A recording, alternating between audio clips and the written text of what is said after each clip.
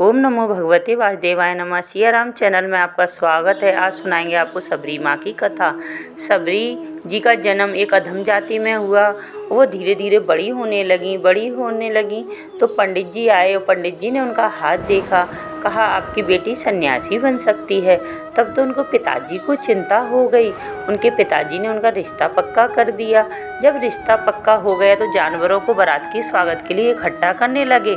तो एक दिन आंगन में बहुत सारे जानवर बंधे हुए थे। सबरी माँ चोटी बनवा रही थी तो माँ से पूछा, माँ इन जानवरों का क्या होगा? तो कहा आपकी बारात के लिए इकट्ठे किए गए स्वादिष्ट भोजन बनाए जाएंगे।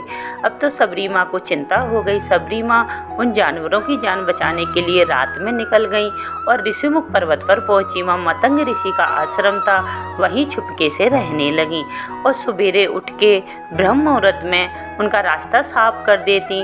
अब ऋषि बड़े आश्चर्य में पड़ गए कि ऐसा कौन आ गया जंगल में जो हमारे रास्ते को साफ कर देता। एक दिन ऋषि ने छुपके से देख लिया और सबरी माँ को पकड़ लिया और मतंग ऋषि के सामने ले जाया गया।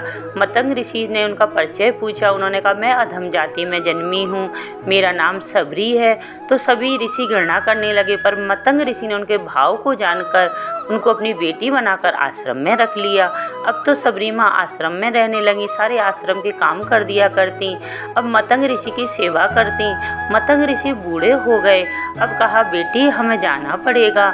तो सबरी माँ बोली, गुरुजी मैं किसके भरोसे रहूँगी? तो कहा, चिंता मत करो, राम जी तुम्हारी रक्षा करेंगे। तो कहा, राम कौन है? कि राम भगवान हैं, मैं उनको कहाँ ढूंढने जाऊँ? तो कहा, आपको कहीं ढूंढने नहीं जाना, राम आपको ढूंढते हुए आएंगे। बहुत समय व्यतीत हुआ, उनके गुरुजी ने शरीर त्याग दिया। अब आश्रम के ऋषि उनसे घृणा करते थे। तो एक दिन तालाब के किनारे जब सबरी माँ जा रही थी तो उनको पत्थर मारा। उस पत्थर के लगने से उनके रक्त बहने लगा। उस रक्त की एक बूंद तालाब में चली गई। जब तालाब में एक बूंद गई तो पूरे तालाब का पानी लाल हो गया। अब तो तालाब का पानी पीने योग्य न रहा। ऋषियों ने सबरी माँ को बहुत सुनाया।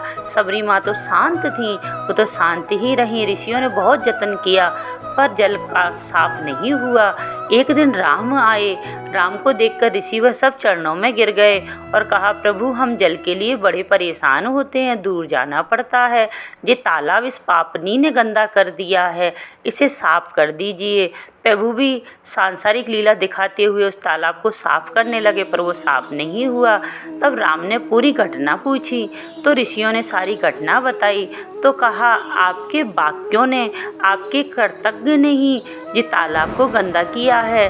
उससे मेरा हृदय छील छील हो गया है। जो भक्तों को दुख देते हैं वो मेरे हृदय से रक्त बहता है, तो उसी रक्त का ये जल है, इसीलिए लाल हो गया है। अब सबरी माँ आई। सबरी माँ के पैर से ठोकर लगी और धूल उस तालाब में गई तो पूरा तालाब का पानी साफ हो गया। अब तो राम जी ने कहा, देखा जिसको आप पापनी कहते थे वही सही थी। उनके चरणों में गिर के सबने क्षमा मांगी। सबरी मैया राम को अपने आश्रम में लेकर आई। राम का बड़े स्वागत किया। खट्टे मीठे बेरों को चख चख कर लाई और मीठे बेर ले लेकर राम जी के सामने रखा। अब लक्ष्मण भैया बोले कि आप कैसे खा सकते हो? तो कहा, मैं तो भक्त का भाव खाता हूँ। लक्ष्मण तुम भी खाकर देखो, ये बेर बड़े मीठे हैं। तो राम जी ने बेरों को पाया। अब राम जी ने पता पूछ के सीता माँ का चलने के लिए कहा। तो सबरी माँ ने कहा, राम जी आप ऐसे नहीं जा सकते, मेरे गुरु ने कहा था कि आपको मुक्ति देंगे राम, तो आप मुझे मुक्ति दीजिए। राम जी ने सबरी मैया को मुक्ति दी, उनका दाह संस्कार किया और राम जी आगे के लिए चले। ऐसे ही सबरी माँ का चरित्र है, ऐसे ही राम जी का चरित्र है। भक्तों के पावन चरित्र हैं। राम आते हैं भक्तों को ढूंढने के लिए जो गुरु जी की सेवा करते हैं। जय जय श्री राधे, जय जय श्री राधे। अगर हमारी वीडियो पसंद आए तो सब्सक्राइब और लाइक करना ना भूलें।